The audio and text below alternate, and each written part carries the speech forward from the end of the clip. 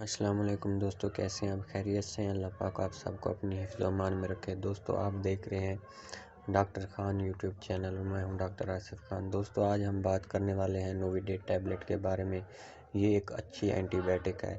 آپ اس کو کن کن بیماریوں میں استعمال کر سکتے ہیں، اس کی ڈوز کیا ہے، اس کا طریقہ استعمال کیا ہے اور آپ اس کو کتنے دنوں تک استعمال کر سکتے ہیں، یہ سب ہم آپ کو آج کی اس ویڈیو میں بتائیں گے۔ اور ایسی کون سی میڈیسن ہے، ایسی کون سی ادویات ہیں جن کے ساتھ آپ نوویڈیٹ ٹیبلٹ کو ملا کر استعمال نہیں کر سکتے، یہ بھی ہم آپ کو آج کی اس ویڈیو میں بتائیں گے۔ دوستو اگر آپ نے ابھی تک ہمارا چینل ڈاکٹر خان کو سبسکرائب نہیں کیا تو برائے مہربانی ہمارے چینل کو سبسکرائب کر لیں تاکہ ہماری نئی آنے والی ویڈیو مسلسل آپ تک پہنچ سکے۔ نوویڈیٹ کے اندر جو سالٹ پایا جاتا ہے اسے سپروفلاکساسین کہتے ہیں، جو کہ کیونالونز گروپ سے تعلق رکھتا ہے۔ اس گروپ میں سپروفلاکساسین، لیووفلاکساسین، موکسیفلاکساسین اور دوسرے بہت سے اینٹی بائیوٹک گروپ شامل ہوتے ہیں۔ آج چونکہ نوویڈیٹ کو ڈسکس کر رہے ہیں تو اس کے اندر سپروفلاکساسین کو استعمال کیا گیا ہے۔ نوویڈیٹ چیسٹ انفیکشن، سکن انفیکشن اور وون infection, sexual infection, transmitted disease کے اندر اور آئی انفیکشن، آنکھ کے انفیکشن کے اندر، ایئر انفیکشن یعنی کان کے انفیکشن کے اندر، نمونیا کے لیے، ڈائریا کے لیے، جی آئی ٹی ٹریک جو کہ ہمارا گیسٹرو انٹسٹائنل ٹریک ہے، یعنی کہ ہمارے نظام انہضام کے اندر اگر کوئی انفیکشن ہو جائے تو اس کے لیے بھی سپروفلاکساسین یعنی نوویڈیٹ کو استعمال کیا جاتا ہے۔ نوویڈیٹ کو ٹائیفائڈ بخار میں استعمال کیا جاتا ہے۔ پیشاب کی نالی یا یورینری ٹریک کے انفیکشن میں اس کو استعمال کیا جاتا ہے۔ گردوں کے اندر انفیکشن ہو جائے تو اس میں اس کو استعمال کیا جاتا ہے اور اپر سائڈ انفیکشن میں عموماً اس کا استعمال کیا جاتا ہے۔ اس میں اہم یہ ہے کہ ہر مرض کے اندر اس کا استعمال اور اس کو کتنے دن تک استعمال کیا جاتا ہے، یہ طریقہ کار اس کا مختلف ہوتا ہے کہ کس مرض کو اس کو کتنے دن استعمال کرنا چاہیے۔ اس لیے میری ریکویسٹ ہے آپ سے کہ آپ کو ڈاکٹر جتنے دن کے لیے جتنی مقدار کے اندر اس کو استعمال کرنے کا کہیں تو آپ اس کو صرف اتنے دن اور اتنی مقدار میں ہی استعمال کریں۔ اینٹی بائیوٹک کا سب سے ضروری چیز جو ہے وہ یہ ہے کہ ایک تو ڈاکٹر کے مشورے سے استعمال کرنی چاہیے اور جتنی دیر ڈاکٹر آپ کو کہے اتنی دیر ہی اس کو استعمال کرنا چاہیے تاکہ وہ بیکٹیریا، وہ انفیکشن مکمل طور پر ختم ہو سکے۔ اگر ایسا نہ کیا گیا تو ریکریٹ انفیکشن کا خطرہ ہوتا ہے یا ہمارا جو جسم ہے وہ اس اینٹی بائیوٹک سے متاثر ہو جاتا ہے۔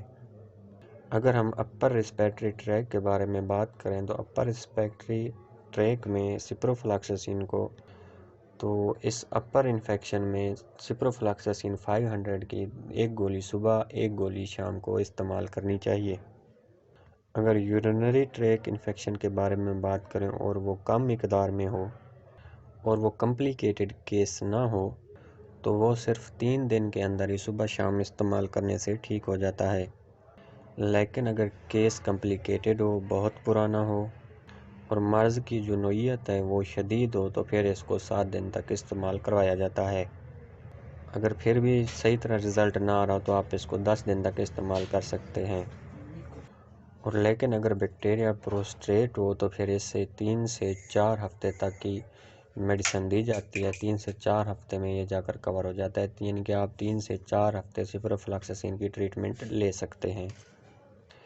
یہ صرف ڈاکٹر یا آپ کی مرض کی نوعیت کے حساب سے اس کا انتخاب کرے گا کہ آپ کو اس کی کتنی ڈوز اور کتنے دن استعمال کرنی چاہیے۔ جی آئی ٹی ٹریک انفیکشن میں یہ 1 دن میں بھی ٹھیک ہو سکتا ہے اور 14 دن تک بھی اس کو استعمال کیا جا سکتا ہے۔ ڈائریا جس کو ٹریول ڈائریا کہتے ہیں، اس میں صرف 1 ڈوز یعنی 500 mg کی ایک گولی ایک ٹائم یا 1 دن دینے سے ہی بالکل ٹھیک ہو جاتا ہے۔ اور کچھ ڈائریا کے کیسز کے اندر اس کا 5 دن یا 3 دن تک بھی استعمال کرایا جاتا ہے تاکہ انفیکشن مکمل طور پر ختم ہو سکے۔ ٹائیفائڈ بخار میں کچھ کنڈیشن میں اس کی 500 کی ڈوز صبح شام 7 دن تک دی جاتی ہے۔ تو کچھ ٹائیفائڈ میں جو کہ پرانا ہو اور اس میں مرض کی علامات بھی شدید ہوں، یعنی کہ کافی پرانا بخار ہو چکا ہو، تو پھر ڈاکٹر صاحب آپ کو 7 سے 14 دن تک بھی اس کا استعمال کرنے کا کہہ سکتا ہے۔ اسی طرح کچھ انفیکشن کے اندر یہ 5 دن اور کچھ انفیکشن کے اندر 14 دن تک استعمال کی جاتی ہے۔ اس کا مختلف امراض میں استعمال بھی مختلف ہو سکتا ہے، اس کی ڈوز بھی مختلف ہو سکتی ہے اور دنوں کی مقدار بھی کم زیادہ ہو سکتی ہے۔ اس لیے ڈاکٹر کی جو ہدایات ہیں آپ اس کو اس کے مطابق ہی استعمال کریں، جتنی مقدار ڈاکٹر نے کہی ہو اور جتنے دن انہوں نے کہا ہو آپ صرف اس کو اتنے دن اور اتنی مقدار میں ہی استعمال کریں، اس کو کم یا زیادہ اپنی مرضی سے ہرگز نہ کریں۔ اب اس کو کھانا کس طرح ہے تو آپ اس کو پانی کے ساتھ استعمال کر سکتے ہیں۔ اس میں یہ ضروری نہیں ہے کہ آپ اس کو کھانا کھانے کے بعد ہی استعمال کریں، آپ اس کو کھانا کھانے سے پہلے بھی استعمال کر سکتے ہیں اور کھانا کھانے کے بعد بھی استعمال کر سکتے ہیں، آپ ان دونوں حالات میں اس کو استعمال کر سکتے ہیں۔ اور ایمپٹی سٹامک یعنی کہ خالی معدے میں بھی آپ اس کو استعمال کر سکتے ہیں۔ خالی معدے میں اس کا فائدہ یہ ہوتا ہے کہ اس کا جو عمل ہے وہ تیز ہو جاتا ہے اور یہ آپ کو کھانا کھانے کے بعد جو رزلٹ دیتی ہے وہ خالی معدہ ہونے پر اس کو کھانے سے یہ آپ کو زیادہ رزلٹ دیتی ہے۔ اس میں ایک اہم بات یہ ہے کہ گیس کے سیرپ جن کو ہم اینٹاسیڈ کہتے ہیں، جس میں گیوسکون ہو گیا، میوکین ہو گیا اور اس کے علاوہ گیس کے جو شربت ہیں ان کے ساتھ، یا اس کے علاوہ جو گیس کے ادویات ہیں جن میں الومنیم، میگنیشیم وغیرہ شامل ہوتی ہے، جیسا کہ ٹرائسل کی گولی ہے، یعنی اینٹاسیڈ جتنی بھی گولیاں معدے کی جلن اور تیزابت کی جتنی بھی ادویات ہیں ان سب کے ساتھ آپ سپروفلاکسسین کو بالکل استعمال نہیں کر سکتے۔ اگر اس کا استعمال کرنا آپ کی مجبوری ہو اور اس کا استعمال کرنا مقصود ہو تو پھر آپ 2 گھنٹے پہلے نوویڈیٹ کو استعمال کر لیں اور اس کے 2 گھنٹے بعد اینٹاسیڈ ٹیبلٹ یا کیپسول یا سیرپ جو آپ نے استعمال کرنا وہ کریں۔ 2 گھنٹے کا وقفہ آپ نے لازمی رکھنا ہے۔ ان دونوں کو اکٹھے کبھی بھی استعمال نہیں کرنا چاہیے۔ اگر آپ اینٹاسیڈ پہلے استعمال کر چکے ہیں تو پھر آپ کو انتظار کرنا چاہیے، پھر آپ نوویڈیٹ 4 سے 6 گھنٹے کے وقفے کے بعد استعمال کریں۔ نوویڈیٹ کو اینٹاسیڈ کے بعد ہرگز 2 گھنٹے بعد استعمال نہ کریں، پھر آپ بعد میں 4 سے 6 گھنٹے انتظار کریں پھر نوویڈیٹ کو استعمال کریں۔ اگر آپ اینٹاسیڈ کو نوویڈیٹ کو اکٹھے استعمال کر لیجئے تو اس کا نقصان یہ ہو جاتا ہے کہ جسم کی نوویڈیٹ کو حل کرنے کی جو قوت ہوتی ہے وہ کم ہو جاتی ہے اور اس کا نقصان یہ ہوتا ہے کہ پوری مقدار میں وہ دوا خون میں شامل نہیں ہوتی اور صحیح طرح سے اپنا رزلٹ پیدا نہیں کر سکتی۔ اسی طرح یہ دوا دودھ کے ساتھ یا ڈیری پروڈکٹ کے ساتھ بھی ہرگز استعمال نہیں کرنی چاہیے۔ ایسی ڈیری پروڈکٹ جن کے اندر کیلشیم موجود ہو، دودھ کے ساتھ استعمال کرنے سے اس دوا کے جو فوائد ہیں وہ کم ہو جاتے ہیں اور دوا کی جو مقررہ مقدار ہے وہ جسم میں جذب نہیں ہو سکتی، اس سے آپ کو مطلوبہ نتائج ہرگز حاصل نہیں ہو سکتے۔ اگر آپ ایک دفعہ اس دوا کا استعمال بھول گئے ہوں، جیسے ہی یاد آیا آپ کو کہ میں دوا لینا بھول گیا تو آپ اس کو استعمال کر لیجئے، اس کی وہ خوراک لے لیں اور اس کے علاوہ اس کی جو اگلی ڈوز ہے، جو اگلی خوراک ہے وہ کم سے کم 6 گھنٹے کے وقفے کے بعد استعمال کریں۔ یہ پہلی ڈوز سے دوسری ڈوز کا 6 گھنٹے کا وقفہ ہونا چاہیے۔ اگر آپ بھول گئے ہیں کہ میں نے صبح کی ڈوز بھی نہیں لیا، اب دوپہر ہو گئے ہیں تو خدا رہا آپ اس کو ڈبل ڈوز ہرگز مت لیجئے گا۔ آپ اس کی سنگل ڈوز ہی لیں اور دوبارہ یاد رکھیں اور مقررہ وقت پر ہی اس کو استعمال کریں۔ اس دوا کی کسی بھی صورت میں ڈبل ڈوز نہیں لینا چاہیے۔ اب بات کرتے ہیں کہ کن ادویات کے ساتھ اس کا استعمال نہیں کرنا چاہیے۔ ایک ٹیزاناڈین کے ساتھ اس کا استعمال نہیں کرنا چاہیے۔ موویکس جو گولی 4 mg اور 2 mg میں ہوتی ہے اس کے ساتھ اس کا استعمال نہیں کرنا چاہیے۔ اگر آپ اس کو ٹیزاناڈین کے ساتھ استعمال کریں گے تو اس کی پروڈکشن زیادہ ہو جائے گی اور آپ کو جو نیند آنے کا مسئلہ ہے وہ زیادہ ہو جائے گا، یعنی کہ آپ کو زیادہ نیند آئے گی۔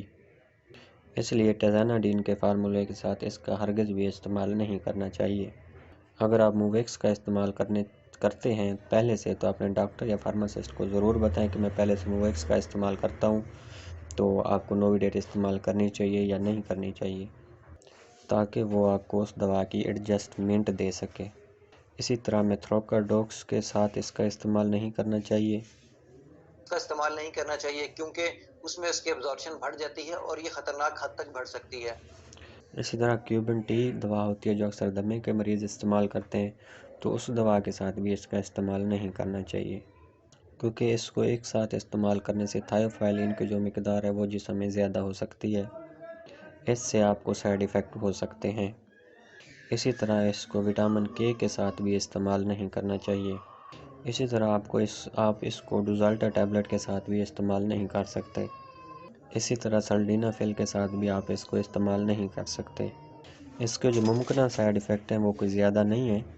اس میں سر درد اور سر چکرانا، الٹی یا متلی کی کیفیت ہو سکتی ہے، لیکن یہ تمام مریضوں میں زہر نہیں ہوتے، بہت کم لوگوں میں یہ زہر ہوتے ہیں۔ یہ بہت کم مریضوں میں سائیڈ ایفیکٹ اس کے زہر ہوتے ہیں، بہت زیادہ لوگوں کو یہ ڈسٹرب نہیں کرتی۔ یہ پیشاب کے راستے جسم سے خارج ہو۔ اس کی جو مقدار ہے وہ ہمارے خون میں 12 گھنٹے تک جذب رہتی ہے، اس کے بعد یہ پیشاب کے راستے سے خارج ہو جاتی ہے۔ تو دوستو، اگر آپ کو ہماری آج کی ویڈیو اچھی لگی ہو تو آپ ہمارے چینل کو سبسکرائب کر لیں اور ہماری ویڈیو کو لائک اور شیئر کر دیں۔ ملتے ہیں کسی ایک اور نئی ویڈیو کے ساتھ، تب تک کے لیے اللہ حافظ۔